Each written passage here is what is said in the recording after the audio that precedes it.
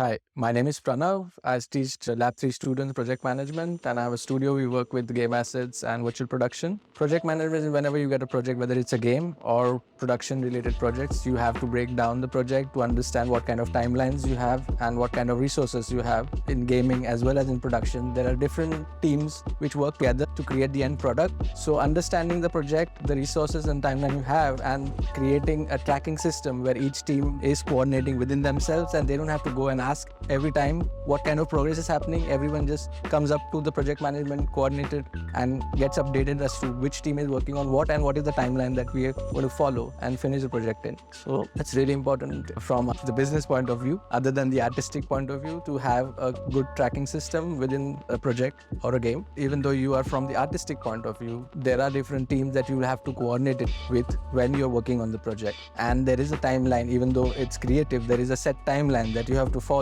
If you're not following that, the timeline of all the other teams are also getting affected. So you have to keep in close contact with all the other teams to understand that this is the timeline that I'm following. And if you're not keeping track of that, as we see even in the project weeks for students, that time constraint is a big problem, which you have to make sure that you have a timeline. You have to ensure that you're following and you have plan following that timeline, how you're going to deliver what you're going to deliver within that time frame. Education is a big part because a lot of technical aspect is involved within gaming other than the art side. A lot of AI, a lot of new softwares, Unreal and all are upgrading themselves. So you need to have that technical side, understanding of the technical side to understand the art that you're creating, the creative part that you're creating, how easily it can be incorporated within the software from the technical point of view. So having some technical knowledge is always a plus for an artist to understand what can be visualized and what can be implemented within the game. From an intern point of view, basically we give them a lot of training. We do understand that they are freshers, so the knowledge information that they're coming with, because learning from an institute